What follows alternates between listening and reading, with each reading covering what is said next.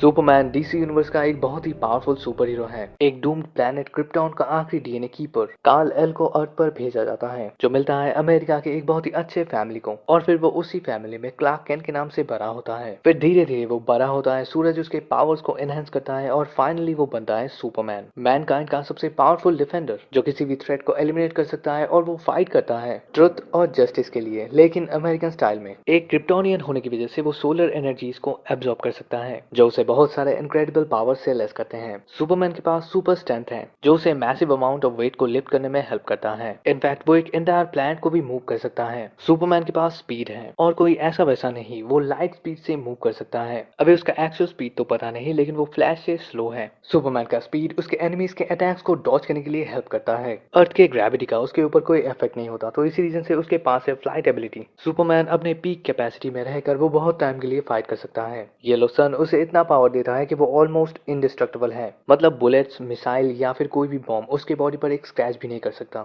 उसके अंदर dark side, doomsday या फिर मार्शियन मैनहंटर के लेवल का स्ट्रेंथ है। लेकिन हाँ, पावरफुल एनर्जी अटैक या फिर न्यूक्लियर अटैक सुपरमैन को डैमेज कर सकता है। सुपरमैन किसी भी चीज के एटॉमिक लेवल तक को देख सकता है। उसका फिजियोलॉजी सोलर एनर्जीज को एब्जॉर्ब करता है, जो उसके आंखों से थर्मल एनर्जी के फॉर्म में निकलता है। और इन थर्मल बीम्स का टेम्परेचर एक स्टार के टेम्परेचर के जैसा होता है। सुपरमैन स्टॉर्म क्रिएट कर सकता है, हवा का टेम्परेचर घटा सकता है, जैसे हम लोग सुपरमैन के फ्रीज ब्रेथ के नाम से जानते हैं। और सुपरमैन के पास सिर्फ इतने ही एबिलिटीज नहीं है। सुपरमैन असल में एक कमाल का फाइटर है, जो बॉक्सिंग और रेसलिंग में बहुत ही माहिर है। सुपरमैन के डीएनए के अंदर क्रिप्टोनियन मार्शल आर्ट का ट्रेनिंग है, लेकिन हम लोगों को ये भूलना नहीं चाहिए कि सुपरमैन ने दुनिया के सबसे बेहतरीन मार्शल आर्ट एक्सपर्ट के पास से ट्रेनिंग लिया है, और वो है बैटमैन। वहीं दूसरी तरफ है Godzilla. Godzilla king of the monster है, और साथ ही साथ वो मैनकाइंड के लिए सबसे बड़ा ब्लेसिंग भी है और कर्स भी, मतलब वो इंसानों का दोस्त भी है और दुश्मन भी। एक वर्ड में अगर समझा जाए तो फिर गॉडजिला नेचर का एक अनप्रेडिक्टेबल फोर्स है। गॉडजिला बहुत ही ज्यादा स्ट्रॉन्ग है। वो 100 या फिर 200,000 टन के मॉन्स्टर को जमीन पर पटक सकता है। और एक बात तो उसने 35,000 टन के स्पाइडर कोमोंगू को आउटर स्पेस में थ्रो किया था।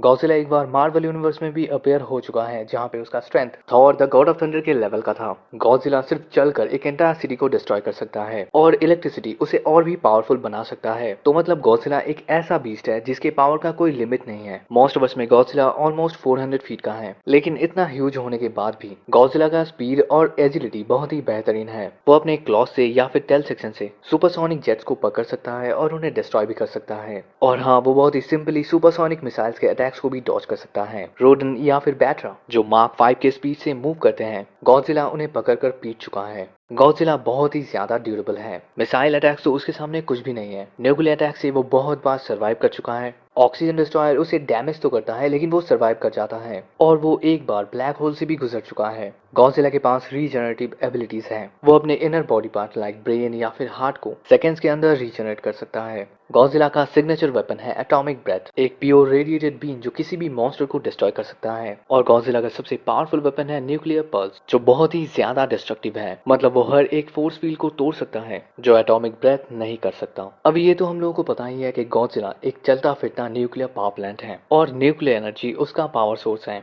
लेकिन वो रेडिएशन को सिर्फ क्रिएट ही नहीं करता, वो रेडिएशन को एब्जॉर्ब भी कर सकता है। तो मतलब ओवरऑल गॉडजिला एक बहुत ही पावरफुल फोर्स ऑफ नेचर है, जो एक एंटायर प्लैनेट को डिस्ट्रॉय कर सकता है। अभी जैसे कि ये दोनों कैरेक्टर्स ही वार्नर ब्रोस कंपनी के अंदर आते हैं, और अगर इस कंपनी के प्रेसिडेंट का दिमाग सटक जाता है, फिर वो इन दोनों ही कैरेक्टर्स को एक फिल्म के अंदर डाल देते हैं, ऑब्वियसली एनिमेटेड फिल्म, और ऐसा हो सकता है। तो फिर इन दोनों बिग बैडएस में से कौन जीतेगा? तो इन दोनों के बैटल को स्टार्ट करते हैं और देखते हैं कि आखिर तक कौन टिकता है। गॉडजिला समंदर से निकलता है और शहर की तरफ बढ़ने लगता है। अभी सुपरमैन गॉडजिला को एक थ्रेट समझता है, और वो गॉडजिला के सामने अपीयर होता है। सुपरमैन पहले अटैक करता है। वो पहले गॉडजिला के आसपास उड़कर ये फाइंड आउट करने की कोशिश करता है कि इसका वीक पॉइंट क्या है। फिर वो गॉडजिला को पंच करने लगता है, लेकिन इससे कुछ भी नहीं होता। देख, वो गॉडजिला से थोड़ा सा दूर जाता है, और फिर वो अपने हीट विजन से गॉडजिला के ऊपर अटैक करता है। लेकिन इससे गॉडजिला को एक खरोच तक नहीं लगता, क्योंकि हीट विजन बनता है सोलर एनर्जी से, और सूरज का टेम्परेचर होता है 5,500 डिग्री सेल्सियस। अभी अगर हीट विजन का टेम्परेचर भी उतना ही होता तो फिर गॉडजिला इस अटैक को आराम से सर्वाइव कर जाता, क्योंकि गॉडजिला के न्यूक्लियर पल्स का ही टेम्परेचर होता है 10 करोड़ डिग्री सेल्सियस। फिर सुपरमैन अपने फ्रीजिंग ब्रेथ से गॉडजिला के ऊपर अटैक करता है, लेकिन इससे भी कुछ नहीं होता। फिर सुपरमैन सुपर फास्ट स्पीड से फ्लाई कर गॉडजिला के चेस्ट के ऊपर बहुत ही जोर से हिट करता है। गॉडजिला गिर जाता है और फिर सुपरमैन गॉडजिला को लिफ्ट कर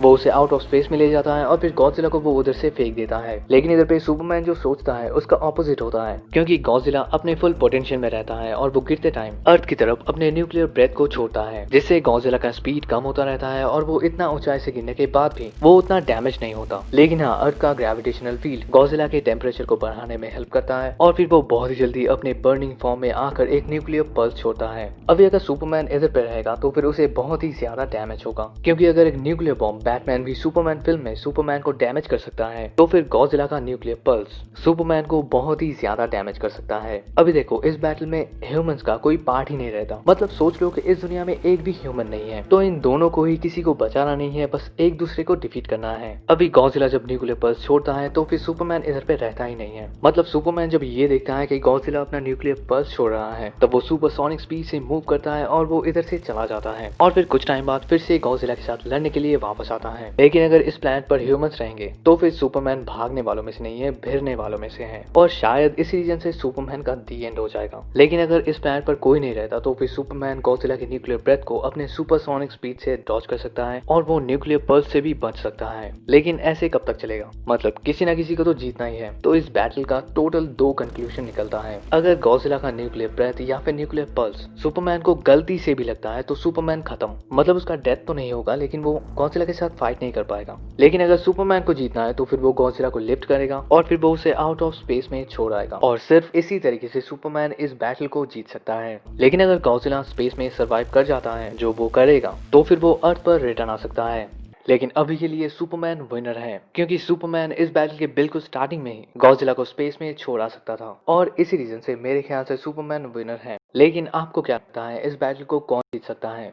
कमेंट में जरूर बताना। तो अभी मिलते हैं आपसे अगली वीडियो में। Till then take care and peace out.